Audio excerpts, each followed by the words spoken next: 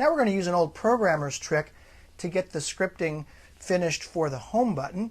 What we're going to do is we're going to copy the code for the page 1 button. Since we already tested it and we know that it works, let's go ahead and add a few lines here in our script. And now let's copy wholly this if conditional for the page 1. Control C will copy that on my PC. Command C will copy it on the Mac. And then let's click here and paste it in. Everything looks good. I have to change this line right here from page 1 to home. This is why you want to keep your labels real consistent. And I'm going to also change this label here, the target instance for the button, from page 1 just to home, just like that. Now I've already written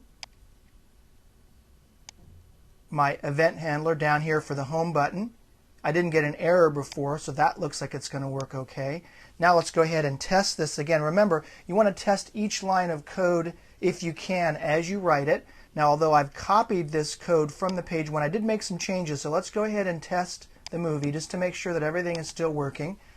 I know my page 1 button is working, so let's click on that, and that's going to go to page 1. Now my home button, I can check it. What should happen now is this should go back to the home page, so the label should change from page 1 to home, and it does.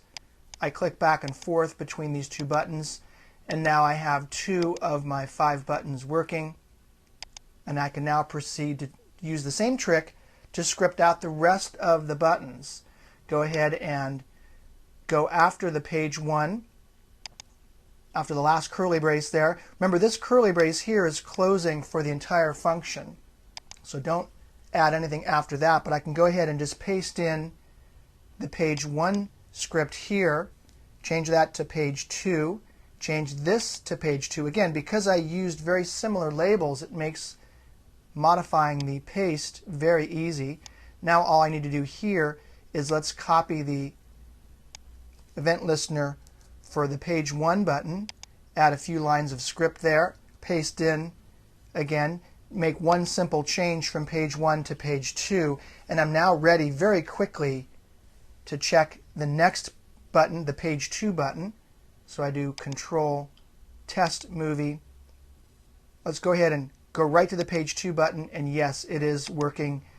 Go ahead and check the other buttons just in case. Sometimes when you make a change elsewhere in the script, it will cause script that you've already tested to break. So I'm going to go ahead and check that, and now it looks like everything is working perfectly. Obviously the page 3 and the page 4 buttons have not been scripted, so you would just repeat that procedure to get those 2 buttons working, and then test all the buttons when you've finished up adding all the script for the page 3 and the page 4 buttons.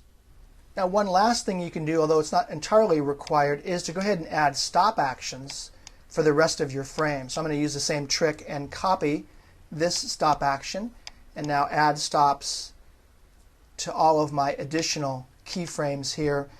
I don't actually need these because I told the script to go to and stop to these various frames. Notice right here the script says go to and stop, but I always like to add a stop action there just in case.